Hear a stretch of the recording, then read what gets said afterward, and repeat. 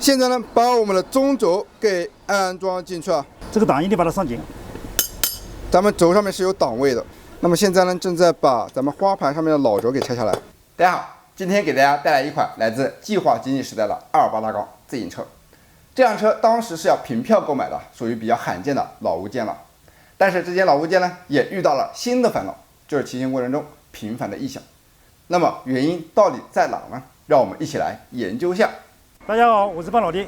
大家可以看到，咱们映入眼前的是一个具有40年历史的228大钢自行车。那据车主老爷爷说呢，咱们这辆自行车呢，当年是凭票购买的，非常的珍贵，也代表咱们老款自行车的质量非常的棒啊。那这款自行车出现了什么问题呢？这个问题啊，也是很多网友在后台一直私信我们问的，就是骑行的时候有咯噔咯噔的异响。我们怀疑呢，可能是中轴总成这一块有点问题啊。下面我们就有请胖老爹给我们演示一下如何维修这个故障。它这里的钢网铸成，那个钢珠已经碎了，我们把它下来看看一下。怀疑是我们的钢珠可能碎掉了，那还是咱们中轴这一块有点问题啊。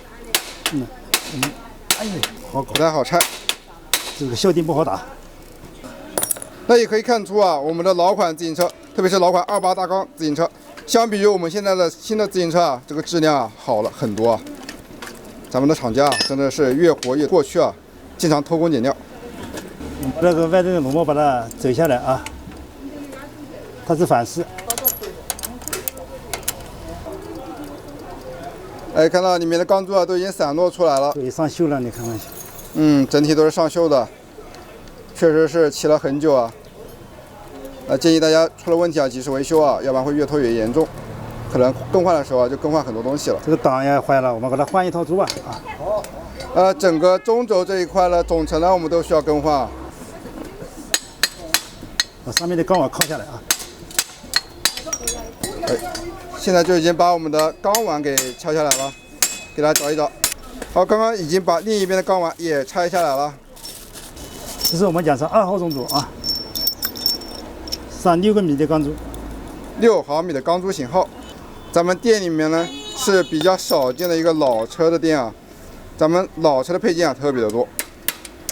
先把我们新的钢网给装上去啊，这里一定要敲到位啊。那敲到里面，这边把它靠起来。那如果您正好也有一辆老车啊，我建议可以看着我们的视频啊，自己的维修。因为现在目前啊，修老车的店铺啊越来越少，你找一些不熟悉的店铺啊，很可能会把你老车越修越坏啊。所以这一类的教程啊，一直在后台私信我们说多出一点。多擦点黄油啊。胖老爹现在正在涂抹一些黄油，然后再从我们的储罐里面找出一些钢珠啊。那是上多少颗钢珠呢？这个14颗啊，14颗。6毫米的钢珠，安装14颗。我是给它加大的，第6.35的。这是6.35毫米的钢珠。上抹位置啊。大概是14颗左右。另一侧也是同样的操作啊，涂抹一些黄油，然后把钢珠啊给放在里面啊，操作啊都是一样的。现在呢，把我们的中轴给安装进去啊。这个档一定把它上紧。咱们轴上面是有档位的。对，画脖这边这个档把它上紧，在这边出过来。那截止目前呢，这个故障我们总共更换了3部分的部件，那是哪3个部件呢？知道的朋友啊，可以发在弹幕区或者评论区啊。那么我们等待1到3秒啊，给大家揭晓答案。好，这里就给大家揭晓一下答案。我们总共更换了钢碗1套，以及钢珠部件和包括一个中轴啊。这个比螺丝马上比较紧啊，我们把这个曲柄打上去。好，曲柄啊，曲柄装到位。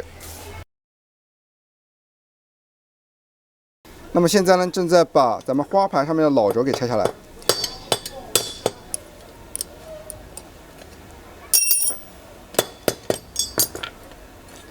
拆下。这边一个档一定把它敲紧啊，不敲紧之后，它一直松就麻烦了，一定把它敲紧。把这个部位给安装紧之后，把我们的花盘给卡上去啊。好，截至目前呢，我们的总成更换就已经快完成了。把这边螺丝把它走紧啊，还有一些细微的地方需要调整。对，珠不松就行了。我们上泥条，链条卡上去很轻松。看一下活络不活络？好的好的，非常的活络啊，进退都可以啊。好，那么本期视频到这里就结束了，非常感谢大家的观看，那我们下期视频再见，拜拜。今天我们给大家带来这个故障呢，是咱们打开电门锁啊，仪表盘显示有电，但是拧转把却没有动力，那这是什么原因呢？下面就有请潘老爹给我们解答一下。